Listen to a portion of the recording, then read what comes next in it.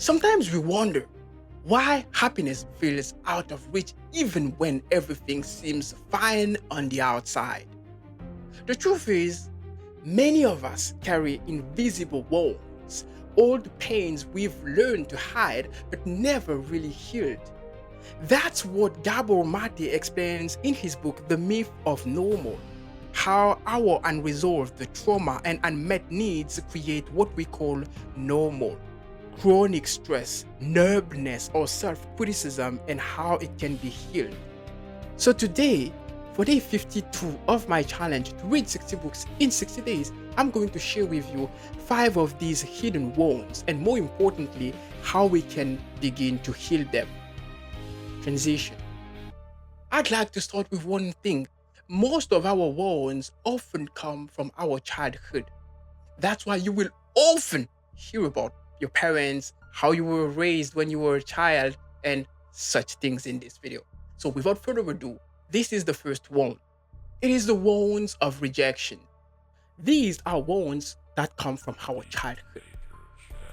When we've been raised by parents who are often divorced or not that familiar or comfortable telling to us how much they love us, how much we are important, how much we are capable. We've not been encouraged by our parents.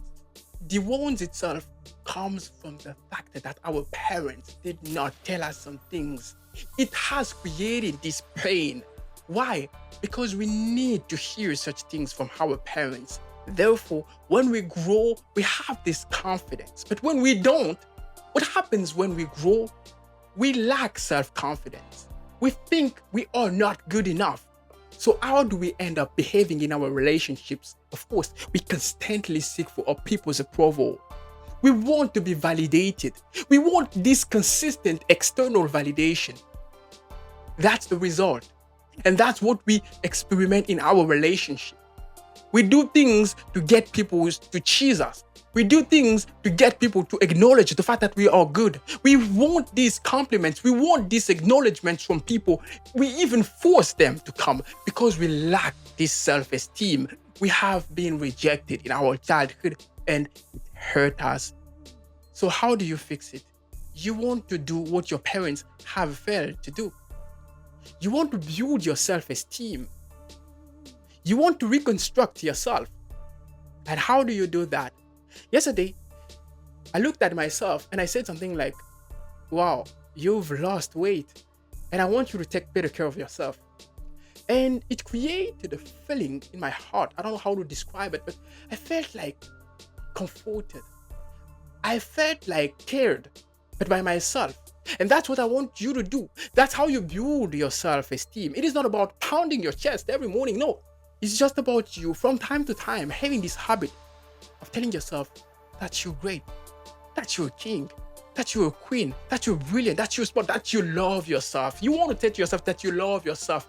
When you care about yourself, you start building this self-esteem and you stop chasing people's approval because you want to accept yourself. This is your problem. You have never accepted yourself and your parents have not accepted you. So you want to accept yourself now and build this self-esteem. This is the validation you need. When you have internal validation, you don't want external validation anyway. Number 2, the wounds of abandonment. These wounds are caused by ourselves. The way we behave in our relationships, ourselves. Of course, it is related to our education, but it has more to do with ourselves, our character. Let me explain. This wound of abandonment is when you don't feel supported in your relationship. So you want this, you want to be close to the person you want. Abandonment is what causes us to often force things in our relationships. We are dependent on others and we always want this, be close to the person we love or we are in a relationship with. Your problem is not that you are not supported. Your problem got nothing to do with the fact that the person you are in a relationship with does not support you in this specific case. It is because you have not learned to express your feelings. So you thought those who were in a relationship with you did not care about you. They used to leave you alone, and matter of fact, you become dependent of other people's presence. Here is how it works. Your feelings are exactly like your email inbox. You want to express them. People cannot guess what you feel. If you want to be supported, if you want a person to behave in a certain way with you, you want to tell to this person. You want to express your feeling, and this is already the solution to this problem. You want to express your feelings in the first place. It is by expressing and telling what you want from people that they can give you what you want. It is not that people don't want to support you. The want itself comes from this feeling you had that you are not supported or you are often left alone. But people have never left you alone. You have just never learned to express your feelings.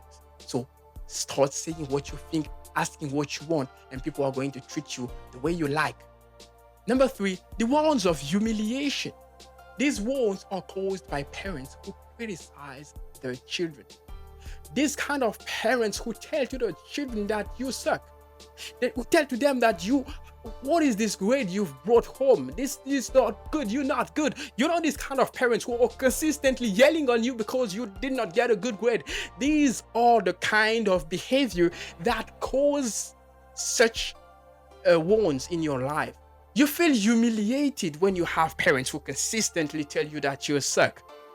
And I don't understand why some parents behave this way, but this is not even the point of the video. But you want to understand that it comes from, when parents are just rude with you, they are consistently judging you, consistently criticizing you, everything you do. When you do something wrong, they are never going to miss the opportunity of letting you know that you've sucked or you've screwed yourself up.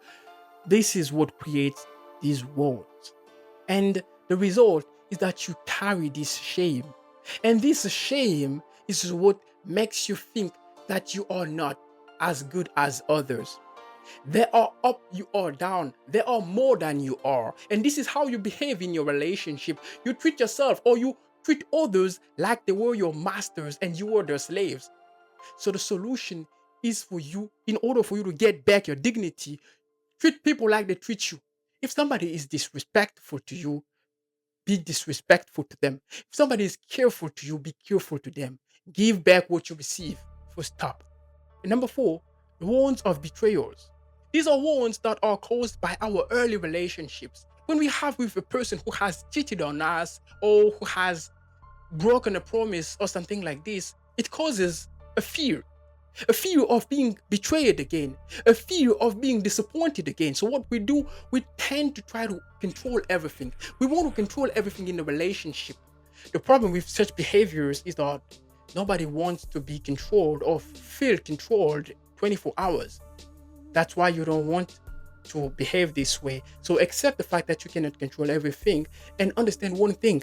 There are people who, just like you, have principles, values, and virtues, and who will respect you. And just accept the fact that there are people who are like this and that we are not the same. We are different from each other. And you want to give to yourself the second chance to find one of these people and live the relationship you truly deserve. And number 5, the wounds of unfairness. This also comes from our childhood, when we have been consistently compared to our brothers and sisters. So you have become a perfectionist person and you take everything personal. And this is a bad thing for you. And the solution is to develop your self-compassion. Be your best friend and give this love to yourself. I hope this video was useful for you. I will see you tomorrow. It's going to be day 53. Take care of yourself. Bye-bye.